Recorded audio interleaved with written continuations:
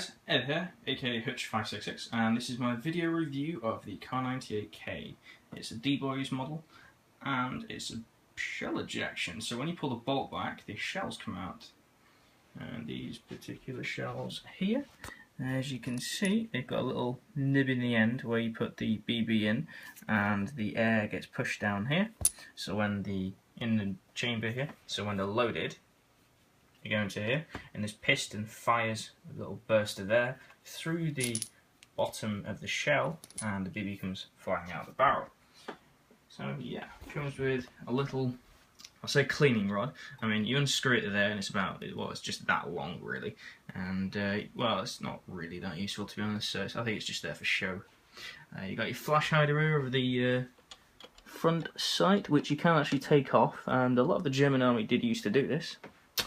So yeah, and it has its bayonet attachment on the right hand side here, if I could see it on the camera. Yeah, just there.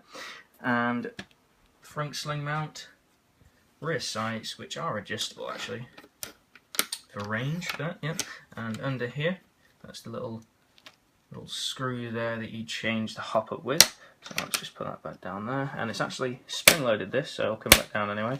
So it stops it from flying about all over the place if you're in a game, which I don't really recommend because it's more of a collector's piece than a gaming rifle. And there's a little scope mount there you can pawn with a little serial number on it. And here is the bolt. So you pull this back, obviously stick a shell in, or 5 of them if you want to fire all 5 rounds. Cycle it forward, but when you cycle it forward, that's when it cocks, so you have to really give it a bit of a welly to push it forward. I've not actually oiled this yet, which I really need to do because it sounds amazing when it's oiled. Because and obviously it helps as well, because when you push it forward on here, it's really difficult to do when it's not oiled, because when you've got just metal pushing against metal, so it's quite difficult to do.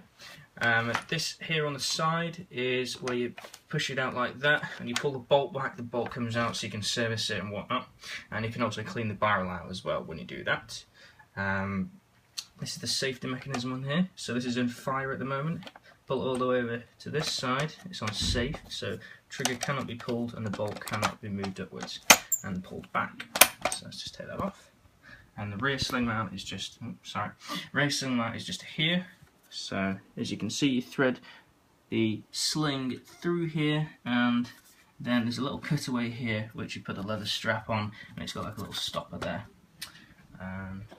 Apologise for the waviness of the camera. This is my first video review, well, proper video review of a rifle.